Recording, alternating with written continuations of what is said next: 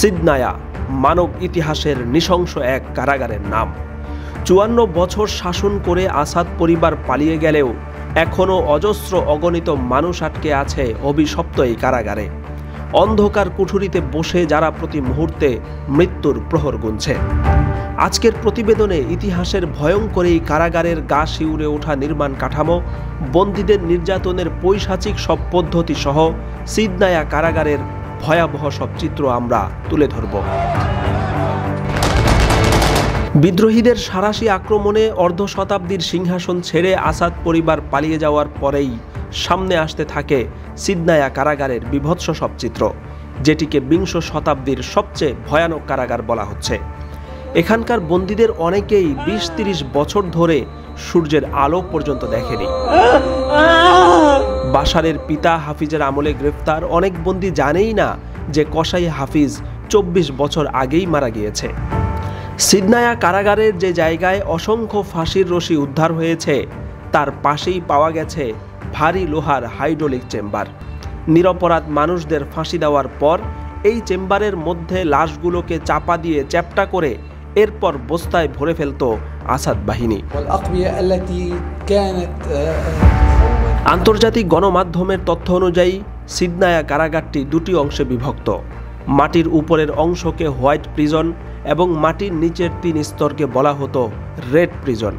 ভূগর্ভস্থ red prison বা লাল কারাগারের আয়তন এতটাই বেশি যে সিসি ক্যামেরায় শত শত রুমে লাখো বন্দীকে দেখা যাচ্ছে। কিন্তু আসাদের পতনের পর বিশেষ প্রশিক্ষণপ্রাপ্ত উদ্ধারকারী দল দীর্ঘ সময় চেষ্টা করেও ঠিক কোথায় কি আছে এবং সেখানে পৌঁছানোর পদ্ধতিই বা কি সেগুলো বুঝে উঠতে পারছে না। তাছাড়া অন্ধকার প্রকোষ্ঠগুলোতে ঢোকার জন্য বিশেষ কোড বিশিষ্ট অত্যাধুনিক ইলেকট্রিক ডোর ব্যবহার করা হয়েছে। কারাগার পরিচালনায় থাকা বাশার বাহিনী পালিয়ে যাওয়ায় সেই কোড এখনও উদ্ধার করা বা ব্রেক করা সম্ভব হয়নি। সিসি ক্যামেরার সাউন্ড সিস্টেমে মাটির নিচ থেকে তাদের কণ্ঠস্বর ভেসে আসলেও সেখানে পৌঁছাতে পারছে না রেস্কিউ টিম। পুরো সিস্টেম ভেঙে পড়ায় ভূগর্ভস্থ বিভিন্ন স্তরে পানি এবং অক্সিজেন সরবরাহ বন্ধ হয়ে যাচ্ছে। সিরিয়ায় গৃহযুদ্ধ শুরুর পর শুধু এই কারাগারের ভেতরেই অন্তত ৩০,০০০-এর অধিক মানুষকে হত্যা করেছে বাশারের হিংস্র বাহিনী।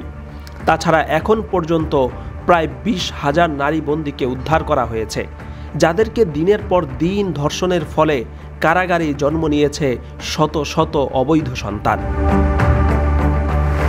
বন্দীদের রোগবালাইয়ের মধ্যে এমনভাবে ফেলে রাখা হতো যে তাদের শরীরে পোকামাকড় হয়ে সেই পোকাই তাদেরকে খেয়ে ফেলত।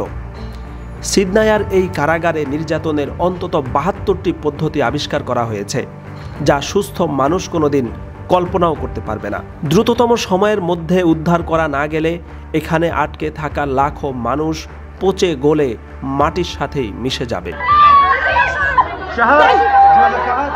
এদিকে বিশ্লেষকরা বলছেন, বাশার পালিয়ে যাওয়ার পর যেমন সিরিয়ার সিদনায়া কারাগার উন্মোচিত হয়েছে, কোনোদিন সৌদি রাজবংশের যদি পতন ঘটে তাহলে সেখান থেকে উন্মোচিত হবে আরও বড় কোনো সিদনায়া কারাগার, যেখানে লাখ লাখ প্রতিবাদী আলেম এবং নিরপরাধ মানুষকে আটকে রেখেছে মোহাম্মদ বিন সালমানের পাপিষ্ঠ সরকার।